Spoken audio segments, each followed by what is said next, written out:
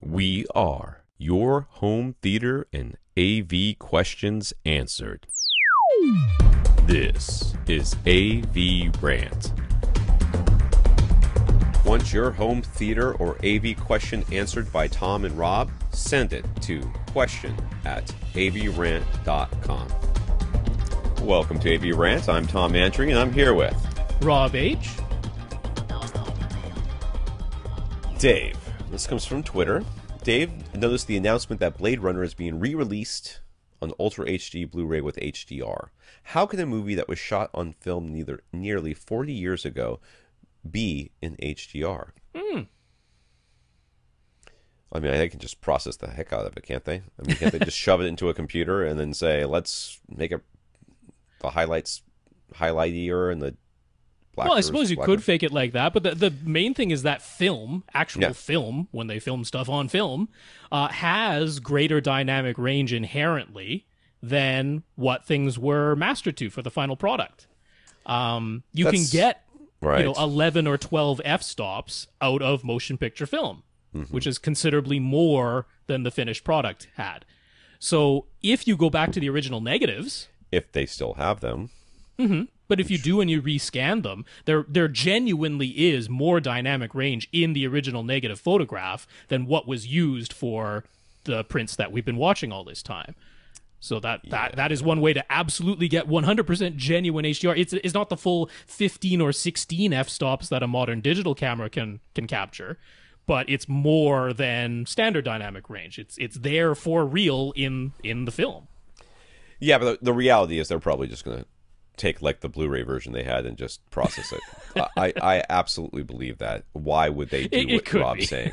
Because if they were doing what Rob said, they would be talking about the fact that they had gone back to the negatives to get the everything. It might be though. I mean, that's a historic enough film that they might have gone to the. Dude, do you know how much extra money that costs versus just having some tech in a lab and off in the corner? Make it HDR. Well, how am I supposed to do that? Figure it out. We pay you $18 an hour. Don't spend more than 5 hours. So I don't. Yeah, and therein right there lies a lot of the problem. It could be very worth it. Like all the neon that's in that movie.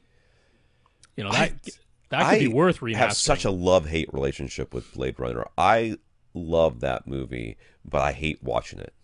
You know, it's so slow. It just drags.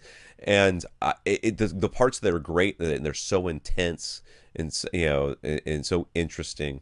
But then there's just...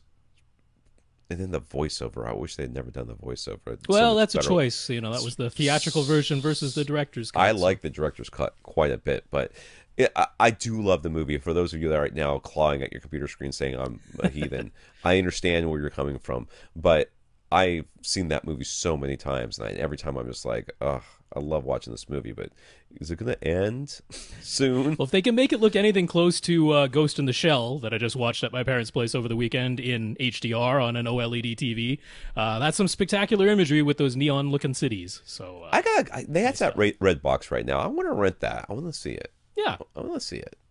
I enjoyed it. Okay. All right. Rob has lower standards than a lot of us do for movies. It's true. I give movies a very fair shake. You do. My brother's the same way. And I'm great with comedies. I laugh at everything. I laugh throughout the entire movie if it's a comedy. It has to be marginally funny for me to laugh. Afterwards, I'll say, oh, it wasn't that great. But you'll think that while I'm there, I'm having the best time of my life. It's just the way I am. So I understand where you're coming from. All right, let's get going.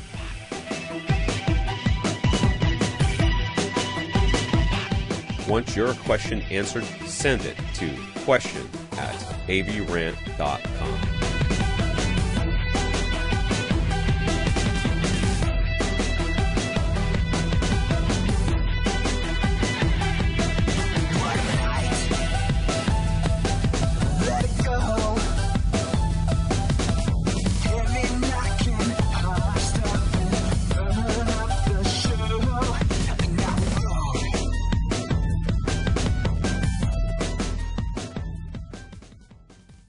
This is AVRant. Now go out and listen to something.